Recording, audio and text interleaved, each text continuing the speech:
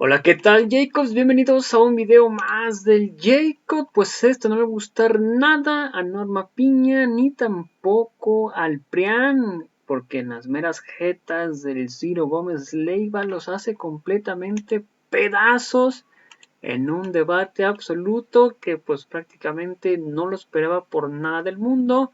El mismísimo Ciro y su chaleco. Increíble, pero cierto. Sí que pues bueno, sin más preámbulo, pues veamos de qué se trata, cómo estuvo y ahorita comentamos, ¿por qué no? Ya que no sentían lo duro sino lo tupido. Y es que no se midió esta vez el mismísimo Arturo Saldívar, donde pues dice que siempre ha sido una conservadora corte. Así que todo comenzó así, de esta manera, ya que al parecer Ciro Gómez Leiva pues no le gusta nada que hablen en contra pues de sus pues amos, porque para él es el dios del dinero. 10 de la mañana, Ernestina Godoy rinde su informe de labores, de su último año de labores, y en algún momento del día dejará de ser la fiscal de justicia de la Ciudad de México. Sí. Proceso muy controvertido de ratificarla. Yo creo que es una mala noticia para la ciudad. Ernestina Godoy, desde mi punto de vista, fue una buena fiscal. Los índices de inseguridad y de violencia en la ciudad disminuyeron, y esto no podía haberse hecho sin una fiscalía eficiente. Es obvio que en cualquier institución, sobre todo las fiscalías que son muy resbaladizas, puede haber errores, puede haber decisiones cuestionadas, pero lo que hemos estado viendo a lo largo del tiempo, y lo estoy viendo ahora con la cercanía que estamos teniendo para escuchar a la sociedad, para plantear el plan de gobierno de Claudia Sheinbaum, es que las fiscalías son el talón de Aquiles de toda la Procuración de Justicia. Prácticamente muchas de las fiscalías de los estados no funcionan, y una fiscal que sí había funcionado, que había hecho su trabajo, se deja fuera, quizás porque tuvo la osadía de perseguir a grupos políticos de los cuales dependía su ratificación. A mí me parece muy plausible de ella que no haya cedido a chantajes, que no haya cedido a presiones para dejar de hacer lo que desde su convicción jurídica era lo que tenía que hacer. Yo le deseo mucho éxito en lo que venga, Ernestina, y me parece que la decisión de ayer fue una decisión política, en el mal sentido del término. No fue una decisión sensata, adecuada. Fue una votación. Sí, por supuesto. Una votación. Sí, pero las votaciones en los parlamentos, si bien no tienen que ser, no requieren la exigencia que tenemos que tener o que tienen que tener los jueces y las juezas en la argumentación, sí hay decisiones, votaciones, en donde se ve que las diferentes fracciones políticas, con independencia de su ideología, buscan el bien de la ciudad. En este caso, a mí me parece que lo que se logró, o lo que había, un pacto de impunidad entre el PRI y el PAN en la Ciudad de México, y eso es lo que impide que Ernestina sea ratificada. Pero un pacto de impunidad, pues los persiguieron. Hay gente del PAN en la cárcel, sí, por este tema del cártel inmobiliario. Justamente ahí está el pacto de impunidad. Como se ha hecho esta investigación, como ha habido órdenes de aprehensión, como hay gente que está procesada, entonces vamos a pasarle el costo a la fiscal que tuvo pues la valentía de perseguir este tipo de corrupción que se llevó a cabo, a decir de la fiscalía y de los jueces que han intervenido en el caso, en este asunto. Claro, no podemos, sería imposible y además sería irresponsable que yo dijera, estas personas que están siendo procesadas o señaladas son culpables. Claro. Simplemente se está llevando una investigación, y justamente esa investigación es lo que hizo que se dejara fuera de la jugada en la Fiscalía Ernestina. Pero ¿qué hacemos entonces, ministro, con el tema del oficio político? Porque por un lado está bien que haya democracia, que el PRI y el PAN voten, incluso MC, en contra de la propuesta de Ernestina Godoy, pero ¿y el oficio político del jefe de gobierno? Dicen de la candidata Clara Brugada, algunos dicen incluso de Claudia Sheinbaum, me parece que es todavía muy extremo. ¿Y el oficio político entonces? Para convencer, para sacar esos votos. Con todo y el famoso cártel inmobiliario, que bien a bien, pues solamente se recuerda cuando hay este tipo de cosas, nadie lo tiene en la mente presente. Bueno, yo creo que mucha gente lo tiene presente, y sobre todo lo tienen presente pues el precandidato del Frente en la Ciudad de México. Me parece que es muy claro que el oficio político no fue suficiente porque hubo una cerrazón del otro lado, lo mismo que sucedió en el caso de la designación de la nueva ministra. Hubo una cerrazón absoluta de la oposición. Tema al que vamos ahora. Que vamos a ver después, pero a ver, las decisiones políticas que se toman en un órgano colegiado son responsabilidad de los parlamentos, no solamente de la mayoría, que obviamente es quien tiene la mayor responsabilidad de lograr el consenso para la mayoría calificada. Pero también creo que la ciudadanía debe de apuntar cuáles son los motivos y las razones por qué los partidos de oposición votaron en contra de la ratificación de una fiscal. Y creo que la razón es muy clara, un pacto de impunidad entre el PRI y el PAN para tratar de evitar que esas investigaciones y esos procesos avancen y para mandar un mensaje poderoso. Porque hay muchas fiscalías en los estados que no están funcionando. Hay algunas que incluso se dice que pudieran tener vínculos con el crimen organizado. Correcto. Y ahí siguen. Y una fiscal que tuvo la valentía de mover las aguas, de hacer lo que ella pensó que tenía que hacer, entonces se le castiga no ratificando. Se queda su equipo, se queda su organización, se quedan todos, se queda su estructura. O sea, todos, a menos de que no decidan ellos otra cosa, ¿no? Sí, a menos de que ocurra algo extraordinario, queda la estructura Ernestina Godoy. En este momento quedarían las investigaciones, quedaría el mismo espíritu para seguir investigando. Los que están en la cárcel, los procesados. Sí, pero en este momento, en lo inmediato queda construido así el equipo, pero se va la cabeza, se va la líder. Y para hacer diferencia en muchos sectores del país, pero sobre todo en Procuración de Justicia, se necesita un liderazgo y una vocación y una voluntad política. Yo espero que quien se queda temporalmente como encargado de la Fiscalía tenga este mismo vigor y esta misma vocación de seguir adelante. Oliver Pilar ese. Sí, Claudia Sheinbaum, pues a ver si podemos ver el tuit. Difundió un tuit temprano, lo leímos aquí, en la que hace un reconocimiento, es elogiosa con Ernestina Godoy y dice: por considerarla una mujer excepcional, ayer mismo invité a Ernestina Godoy a participar en la encuesta para representar a la Ciudad de México en el Senado de la República por Morena. A seguir activa, si es que acepta Ernestina Godoy, si es que luego a ver qué pasa con esa encuesta de donde también hay una posición para Omar García. Pues se supone. Pero Ernestina Godoy, al parecer, va a seguir en la escena pública, en otras posiciones, pero va a seguir ahí. Yo lo celebro, ojalá que así sea. ¿Tú la conoces? Sí, la conozco. Entonces, ¿la trataste? La he tratado. La verdad que mi impresión sobre ella siempre fue muy positiva. Es una mujer comprometida, inteligente, estudiosa, trabajadora. Yo tengo muy buena impresión de ella. Vamos a pausa, seguimos conversando con Arturo Saldívar. La Suprema Corte no puede seguir tomando decisiones anticonstitucionales. No puede seguir tomando, eso quiere decir que las tomó. Que usted tomó, ministro. Palabras de la nueva. ¡Qué vergüenza! Discurso de arribo a la Corte de la nueva ministra Lenia Batres. Revisamos ese tema y otros más. Arturo Saldívar, son las 8:20, volvemos. Nosotros continuamos conversando con Arturo Saldívar, quien, entre otras cosas, aparte de ministro de la Corte, es un muy exitoso TikToker, así se dice. Así dice, TikToker. Su participación en TikTok ha sido todo un éxito, y lo digo porque hace unos momentos el presidente López Obrador anunció que ya entra también de lleno esa plataforma, Arturo. Me parece una gran noticia.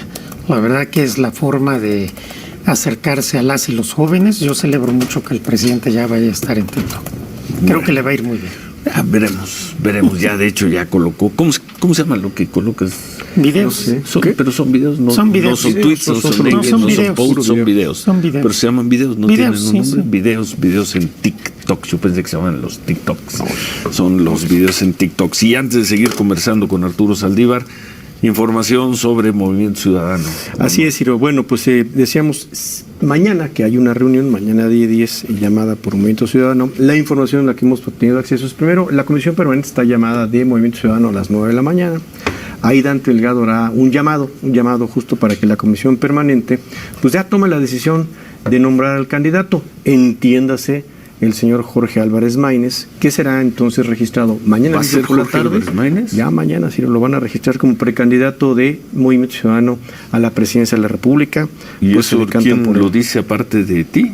No, pues son nuestras fuentes, señor. ¿Sí? Sí, señor. Entonces, mañana en la Apúntenle mañana, ahí. ¿qué? 9 de la mañana la Comisión Permanente se reúne de Movimiento Ciudadano, ahí van a tener una reflexión, van a escuchar a Dante Delgado con mucha atención y van a decir, nuestro gran líder lo que quiere decir es que es con Jorge Álvarez Maínez. Jorge, ¿estás por ahí? Sí, aquí estoy, registrémoslo. Y ya. Entonces será el candidato presidencial. Sí, señor, Jorge ya lo Álvarez pensó muy bien, Maínez. como decía el fin de semana, ya lo estuve pensando, ya lo pensé. Pues suerte a Jorge Álvarez Maínez. Primero vamos a ver si los hechos se dan así, yo creo que sí. Si no, pues ya me la cobra, si no. No, seguramente. Y si es así, pues suerte a Jorge Álvarez Maínez como candidato presidencial de Movimiento Ciudadano. El arribo, la llegada, el mensaje, el discurso de Lenia Batres, el que fue el viernes de la semana pasada, a la Suprema Corte de Justicia, Arturo Saldívar, ex ministro, ex presidente de la Suprema Corte de Justicia. Yo creo que sobre la nueva ministra hay que decir varias cosas. Lo primero es que ella es tan ministra como las otras y los otros. Tiene la misma legitimación, la misma legitimidad. Se dice es que llegó por un dedazo. No llegó por un dedazo. Llegó por un procedimiento constitucional establecido en la norma fundamental, en relación con el cual el presidente presentó una terna, no alcanzó la mayoría calificada, presentó otra terna, no alcanzó la mayoría calificada, y la Constitución establece que en ese momento el presidente puede designar. De tal suerte que a quien no le guste el perfil de la nueva ministra, pues habrá que decir que la oposición en el Senado tuvo la oportunidad de haberse adherido o haberse decantado por un perfil distinto. Entonces, lo primero es que es tan ministra como las otras y los otros. Segundo, que yo celebro que haya llegado a la Corte con un ejercicio de transparencia, de decirnos con claridad cómo entiende su función y para qué llega a la Corte. Normalmente en la Corte estas cosas no se explicitan, normalmente estas cosas no se dicen. Y ella fue muy clara cómo entiende la función de la Corte, cómo entiende su función de ministra, cómo entiende el papel. ¿Es virtud de eso que hizo? A ver, yo estoy diciendo, para mí la transparencia, la claridad es una virtud. Se puede compartir o no su ideología, digamos, pero creo que ser así de clara me parece importante.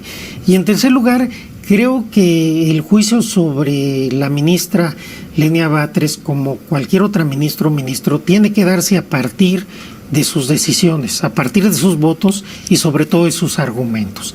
Para poder valorar si Lenia Batres fue o será o no una buena ministra, tendremos que esperar por lo menos algunos meses a empezar a oír sus argumentaciones, leer sus votos, leer sus proyectos y entonces irnos formando una idea de su solidez jurídica, más allá de que se pueda compartir o no compartir la visión que ella tiene. Porque lo cierto es que la neutralidad para interpretar la Constitución no existe. Se ha querido decir, hay 3 ministros, hoy van a decir 3 ministras que están a favor del gobierno y 8 ministros y ministras que defienden la Constitución. No, la Constitución no es autoevidente, la Constitución se interpreta. Lo que tendremos que decidir es saber cómo, con qué argumentos, con qué razones se está interpretando la Constitución. Esto no es un partido de fútbol que estamos a favor o en contra de un ministro o ministras, si votó del lado que nos conviene o que nos gusta o no. Hay que ver los argumentos. Y la mayoría en la Corte desde hace algún tiempo ha sido omisa para explicitar de manera adecuada sus argumentos. ¿A qué te refieres? Me refiero a que la Corte ha venido votando, la mayoría de la Corte, consistentemente en contra del gobierno. Y nadie les exige que justifiquen argumentativamente por qué es esta forma de votar. Nadie les ha pedido, por ejemplo, que justifiquen por qué anteriormente, para invalidar un proceso legislativo, había una gran deferencia al órgano legislativo, para que si había una deliberación democrática, los vicios formales se purgaban. Por ejemplo, lo que pasaba en las comisiones se solventaba si en el Pleno había la discusión. Llega este sexenio y la Corte empieza a hacer muy rígidos los criterios, de tal suerte que hoy prácticamente cualquier proceso legislativo se invalida.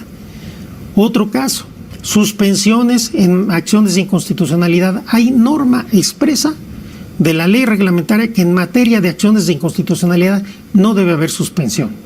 Durante más de 20 años la Corte nunca dio una suspensión. La primera suspensión la da cuando entra el sexenio de López Obrador, y además la da en relación con la ley de remuneraciones. Y a partir de ahí, la Corte en acciones de inconstitucionalidad contra norma expresa de la ley ha venido suspendiendo prácticamente todas las leyes de esta administración. Entonces, lo que habría que preguntarnos también es ¿por qué el cambio interpretativo de la Corte cuando cambia un gobierno? Ahí no se exige esta interpretación.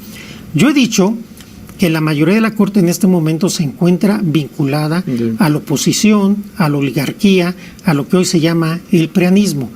Y por eso he dicho, en este sentido, que está ligado a causas conservadoras. Y aquí quiero hacer una explicación.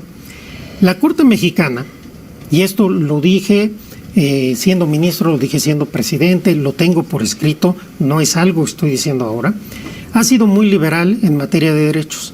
Sobre todo desde mediados de 2010, y de manera muy intensa a partir de junio de 2011, que es la reforma de derechos humanos, la Corte vino construyendo un nuevo paradigma constitucional en materia de derechos, remontando una cultura, remontando muchas resistencias, incluso sociales y políticas. Ese bagaje ya está. Se puede ir avanzando, pero la construcción del paradigma constitucional de los derechos humanos de fuente internacional y de fuente constitucional ya está. Entonces, en ese sentido, la Corte es liberal. Pero en materia de relación con el poder, la Corte siempre ha sido conservadora. La Corte en los sexenios anteriores votaba consistentemente a favor de las políticas de los presidentes. No hay un solo caso antes del presidente López Obrador en que la Corte haya invalidado una política pública o una ley que era esencial para el gobierno en ese momento. ¿Cuándo empieza a hacerlo? Un ejemplo nada más para quien nos esté escuchando. No ha habido ningún ejemplo. Pero, por ejemplo, uno de que haya invalidado una. No, es que aquí con López Obrador muchísimas. Sí, por ejemplo, un ejemplo de las que haya invalidado. Muchísimas, que haya invalidado. Sí. Bueno, muchísimas. Ley de austeridad republicana, ley de lo relativo a la Guardia Nacional, el Plan B. El Plan B electoral. El Plan B electoral, la ley de presupuesto, en fin, hay muchísimas leyes. La ley de remuneraciones. Puede ser leyes controvertido, pero no es anticonstitucional, como dijo Lenia Batres. Dice, no puede seguir tomando decisiones anticonstitucionales. No, pero permíteme terminar el argumento. ¿Por qué hoy la Corte falla diferente? Porque antes el poder político, el poder económico, el poder mediático y el poder judicial estaban del mismo lado. Cuando el poder político cambia de lado, entonces la mayoría de la Corte sigue votando conforme a esos criterios y esa ideología del status quo que defendían los gobiernos anteriores. Y es evidente que hay una alineación ideológica con la oposición. ¿De 8 ministros? Por lo menos de 7, muy consistentemente. Ahora, lo que nosotros decimos, tienen todo el derecho a votar así, si esa es su convicción, pero yo creo que la opinión pública también sería interesante que exigiera, y las ministras y ministros tendrían también la obligación de explicitar suficientemente por qué votan en ese sentido, porque nosotros escuchamos las discusiones en el Pleno y hay veces que ministros dicen, es que somos Tribunal Constitucional y a mí me parece. No, señor, las decisiones de los jueces constitucionales se argumentan, y si no se argumentan son arbitrarias, por más que a la tribuna le guste una votación u otra. Por eso creo que lo que ha hecho la ministra Lenia Batres es sano, porque ella explicita qué convicción o qué visión tiene para interpretar la Constitución. Y habrá quienes les ha parecido escandaloso y no lo comparten, pero ella ha sido muy clara y además lo dijo en el Senado. No engañó a nadie. Yo creo que eso es importante. Ella está siendo congruente con lo que ella defendió. 2 veces. ¿Sí? 2 veces. Entonces, ¿celebras el mensaje? El discurso. Celebro la transparencia. No me quiero meter, hay cosas que comparto, hay cosas que no comparto, pero celebro la transparencia, que ella en el Pleno de la Corte, delante de las ministras y ministros, haya dicho, mi visión de la Constitución es esto, a lo que vengo es a esto, Y yo creo que eso siempre se debe de aplaudir. Y que se evalúe su trabajo por los argumentos que presente y por sus votos. Así, yo creo que así debe ser. Bueno. Me quedo nada más con la duda, vamos a pausa, de si alguno de esos proyectos, por ejemplo, del presidente de la Guardia Nacional, fue corregido porque era ciudadana y resulta que no es ciudadana, tiene mando militar, a lo mejor todavía hay una razón para corregirla, ¿no? Me quedo con esa duda entre muchos otros. A ver, vamos a pausa, son las 8:35, seguimos. ¿Algo más, no, para terminar con Lenia Batres, la Suprema Corte? Sí, esta cuestión de corte popular o corte constitucional. Sí. Es una falsa pregunta. A ver, todos estamos, supongo, por una corte, por un tribunal constitucional. Lo que creo que tenemos que exigir, que además eso lo dije siempre, es que los argumentos que dan las ministras y los ministros se sostengan racionalmente, desde un punto de vista jurídico, constitucional, a través de los métodos interpretativos aceptados para interpretar la Constitución, que no sean arbitrarios independientemente del sentido, que nos tomemos más en serio los argumentos y las razones de la Corte. Bueno, y veremos a Lenia Batres ya en sus argumentaciones y en sus votaciones. Nos dice Arturo Saldívar, que es algo que nos repitió en muchas ocasiones cuando tuvimos oportunidad de entrevistarlo como presidente y como ministro de la Suprema Corte de Justicia. ¿Cómo va el trabajo con Claudia Sheinbaum? ¿Cómo van los foros que iban a organizar ya a partir de este año? ¿Cómo estás? ¿Qué estás haciendo ahí, Arturo? Mira, estamos trabajando con mucha intensidad. El Consejo Asesor tiene 17 ejes. Específicamente lo que me toca a mí, que es la reforma integral de la justicia.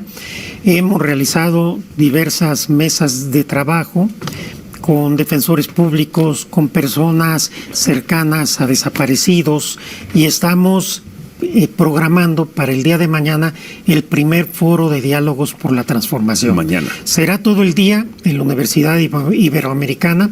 Agradezco mucho la hospitalidad al rector y a las autoridades de la Ibero. Y es un diálogo muy interesante porque vamos sobre todo a escuchar víctimas de los errores de la justicia, víctimas, personas que tienen que ver con feminicidios, con desaparecidos, con prisiones preventivas larguísimas, sin sentencia, con falta de acceso a la justicia, con errores en las fiscalías, etcétera. Me parece que el ejercicio es un ejercicio plausible porque es un ejercicio en serio. Queremos escuchar a la gente, queremos ver a las víctimas a los ojos, saber sus preocupaciones, sus sentimientos, lo que han sufrido. Por ejemplo, tendremos a la mamá de una chica que sufrió feminicidio, dándonos su testimonio de todo lo que ha sufrido, y va a ser un diálogo abierto. Este diálogo tiene dos mecánicas. Por un lado tendremos paneles donde habrá expositores y después preguntas y respuestas, pero habrá dos mesas de diálogo en donde de manera circular intercambiaremos puntos de vista con víctimas y con expertos para, a partir de ahí, tener ideas que nos permitan diseñar un programa que pueda hacer diferencia en la justicia de la gente. Hablamos mucho de inseguridad, y es cierto, y es un gran problema, pero no puede haber una mejor seguridad si no hay una mejor justicia. Si no se investigan bien los delitos, si no se procesan bien los delitos, si no se escucha a las víctimas, si no se les atiende, por más que se haga en el aspecto policíaco o en el aspecto de persecución, va a ser insuficiente. A mí me toca esta parte, me toca la parte de procuración, la parte de poderes judiciales, y creo que el diálogo de mañana, ojalá nos puedan acompañar, va a ser muy importante. Mañana dices que todo el día. Empezamos a las 9 de la mañana y terminamos a las 19:30 horas del día. Son dos mesas, dos diálogos.